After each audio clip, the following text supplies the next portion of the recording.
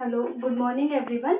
आज हम जो है हमारा उत्तर वैदिक काल पढ़ेंगे प्राचीन इतिहास के अंतर्गत। हमने ये सामाजिक जीवन के बारे में हमने देख लिया था, बस हमारा क्या विवाह बचा था, जिसमें हमने क्या सामाजिक जीवन में सामाजिक संगठन के बारे में देख लिया था ना, वर्ण व्यवस्था देख ली थी, स्त्रियों की दशा देख ली थी है ना, परिवार क्या था ना, आश्रम व्यवस्था के बारे में देख लिया था। ये सब हमने क्या कल ही देख लिया था ना, लास्ट क्लास में देख लिया था।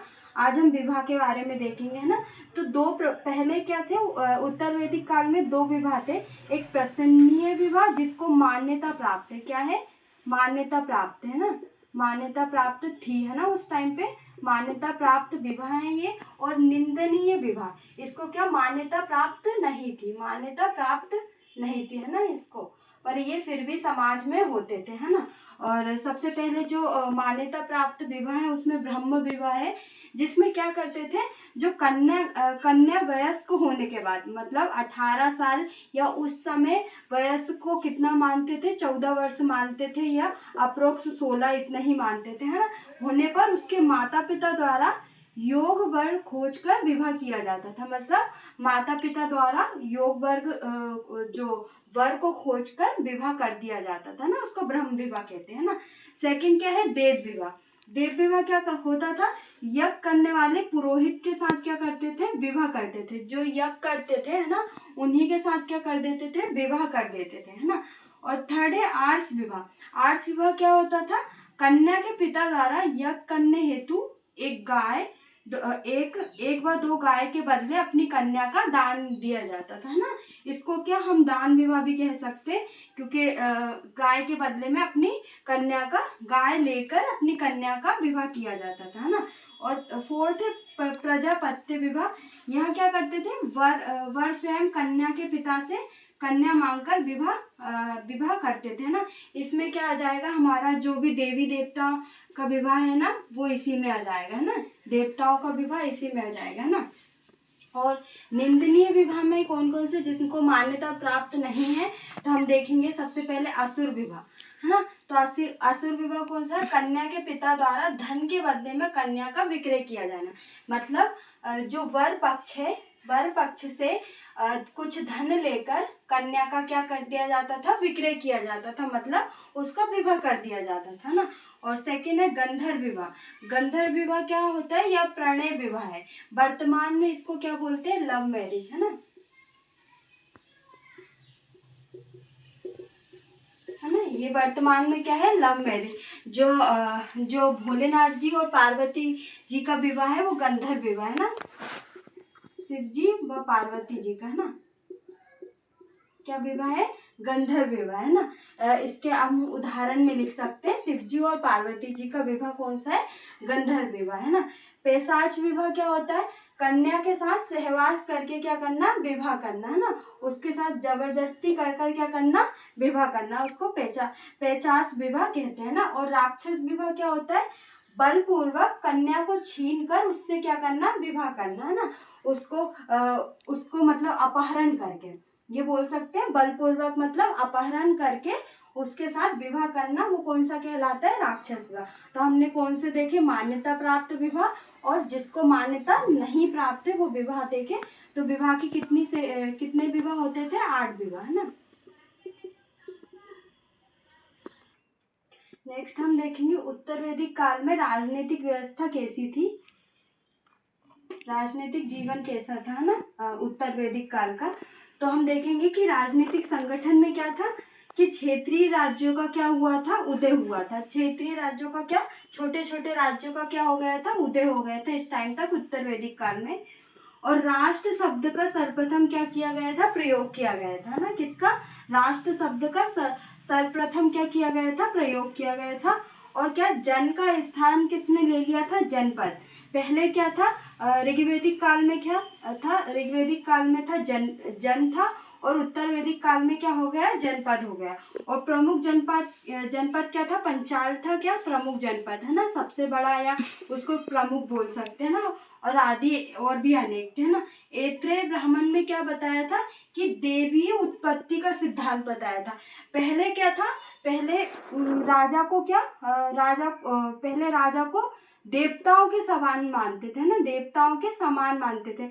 अब क्या मानने लगे, राजा को देवता के वो जो देवता है उनको राजा के समान मानने लगे ना। सॉरी, पहले क्या था, ऐत्रेय ब्राह्मण में क्या दिया है कि देवीय उत्पत्ति का सिद्धांत दिया है। पहले क्या था, ऋग्वैदिक काल में देवता को क्या राजा के समान माना जाता था। अब क्या राजा को देवता के समान मानने लगे, है ना, ये तुलना होने लगी, है ना। और राजा का पद क्या हो गया, वंशानुगत होगा। यहाँ से क्या हो गया, राजा का पद क्या होगा, वंशानुगत। अब क्या होगा कि जो उसका पुत्र अगर जैसे पिता है तो उसके पुत्र को उसको राजा बनाया जाएगा। तो ये क्या हो गया, वंशानुगत ये व्यवस्था हो गई। कब से हो गई, उत्तर वैदिक काल से। तो आपसे डायरेक्ट ये क्वेश्चन पूछ सकते हैं कि वंशानुगत व्यवस्था कब हुई थी, है ना। राजा का पद वंशानुगत कब हुआ था, तो कब हुआ था, उत्तर वैदिक काल में वंशानुगत हुआ था ना राजा का पद। अब क्या नेक्स्ट हम देखेंगे शासन व्यवस्था कैसी थी, है ना, उत्तर वैदिक काल में।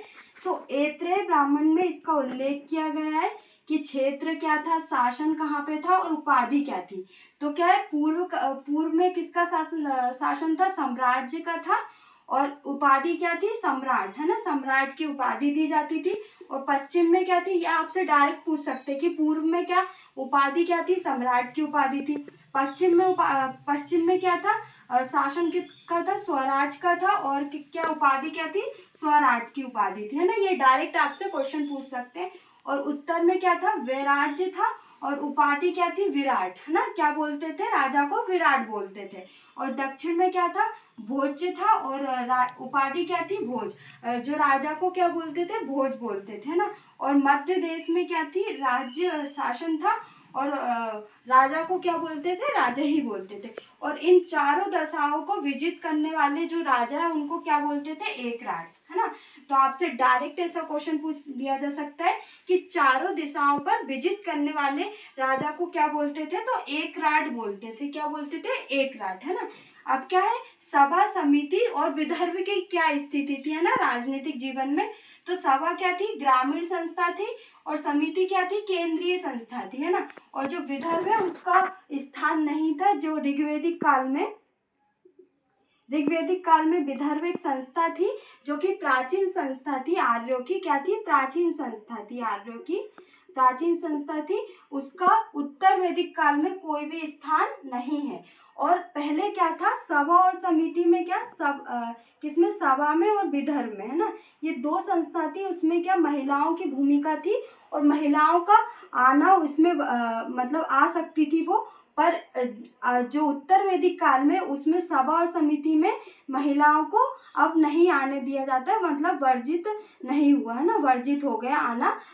जो प्रवेश है वो निषेध कर दिया, है ना, किसमें, उत्तर वैदिक काल में। और प्रमुख अधिकारी की बात करें तो क्या था, सूत। ये पहले क्या ऋग्वैदिक काल में भी थे।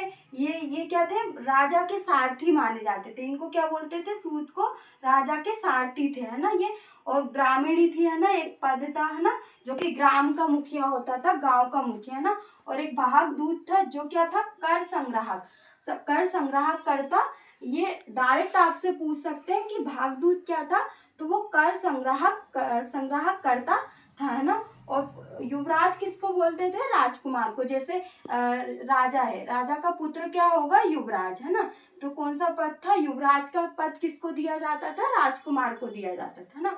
और प्रमुख यज्ञ भी होते थे। जैसे आपको पता ही है, जो वैदिक काल है हमारा, वो यज्ञ प्रमुख रूप से होते थे, है ना। यज्ञ और स्तुतियों का काल रहा वो, है ना। और कौन कौन से यज्ञ होते थे, राजसूय यज्ञ। इसमें क्या होता था, राजा के राज्याभिषेक में क्या होता था, राजसूय यज्ञ करते थे ना। और अश्वमेध यज्ञ कब करते थे, जब राजा को अपने राज्य की सीमा बढ़ानी होती थी, तब क्या करते थे, अश्वमेध यज्ञ करते थे। इसमें क्या करते थे वो, अश्वमेध यज्ञ में एक घोड़ा है, घोड़े को क्या करते थे, पूरे जो राज्य है वहां पर क्या घुमाया जाता था। और जहां तक घोड़ा जाता था वहां तक क्या राजा का क्या साम्राज्य विस्तार हो जाता था, है ना। वहां तक क्या था, साम्राज्य की सीमा क्या विस्तारित हो जाती थी, एक घोड़े को दौड़ाया जाता था, है ना। और वाजपेयी यज्ञ में क्या होता था, वाजपेयी यज्ञ में राजा द्वारा अपनी क्या शक्ति का प्रदर्शन करते थे। क्या करते थे?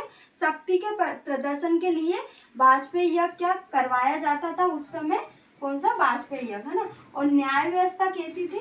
तो न्याय व्यवस्था का सर्वोच्च अधिकारी कौन था? राजा न्याय व्यवस्था का सर्वोच्च अधिकारी था ना। तो हमने अभी क्या देखा? राजनीति। हमारा क्या उत्तर वैदिक काल में एक सामाजिक जीवन हो गया। उत्तर वैदिक काल में हमने सामाजिक जीवन पढ़ लिया, जिसमें हमने वर्ण व्यवस्था देख ली है ना। वर्ण व्यवस्था के बाद हमने स्त्रियों की दशा देख ली है ना, परिवार देख लिया है ना, पितृसत्तात्मक परिवार था, आश्रम व्यवस्था देख ली है ना। और इसके बाद हमने राजनीतिक जीवन में क्या देख लिया? राजनीतिक संगठन देख लिया, शासन व्यवस्था देख ली, सभा समिति की प्रमुख स्थितियां देख ली, प्रमुख अधिकारी देख लिए, प्रमुख यज्ञ देख लिए और न्याय व्यवस्था देख ली। इसके बाद अगर ये आपके मेंस में आता है तो आप डायरेक्ट ऐसे ही लिख सकते हैं कि मेंस में आपको डायरेक्ट ऐसा क्वेश्चन आएगा कि उत्तर वैदिक काल की सामाजिक जीवन के बारे में विस्तार से चर्चा कीजिए, है ना। और उत्तर वैदिक काल के राजनीतिक जीवन के बारे में विस्तार से चर्चा कीजिए। तो आपके ये टॉपिक रहेंगे कि राजनीतिक संगठन कैसा था, शासन व्यवस्था कैसी थी, सभा समिति क्या थी, है ना, प्रमुख अधिकारी कौन थे, प्रमुख यज्ञ, है ना, और न्याय व्यवस्था। तो आप जैसे मैंने आपको ये पॉइंट बताए हैं 5, आप वैसे के वैसे लिख सकते हैं 1 2 3 4 5 और 6, है ना। ये 6 पॉइंट आपके 6 मार्क्स के हो सकते हो। और इसमें से आप जो आपको ऐसा लग रहा है कि फैक्चुअल चीजें जैसे क्षेत्रीय राज्यों का उदय, है ना, तो आप डायरेक्ट शॉर्ट फॉर्म में लिख सकते हैं ना। राष्ट्र शब्द का सर्वप्रथम उपयोग, है ना, जन का स्थान जनपद में, है ना, प्रमुख पांचाल, है ना, ऐत्रेय ब्राह्मण में देवी उत्पत्ति का सिद्धांत दिया है ना। ये सब आप जैसा मैंने आपको बताया ना, ये इनफ है। और इतने ही जो वर्ड लिमिट होती है वो आपकी इतनी ही होती है। तो आपको इसमें कुछ ऐड करने की जरूरत नहीं है और कुछ हटाने की भी जरूरत। हटाना है तो आप कुछ हटा सकते हो, बाकी ऐड करने की कुछ जरूरत नहीं है, ये इनफ है ना।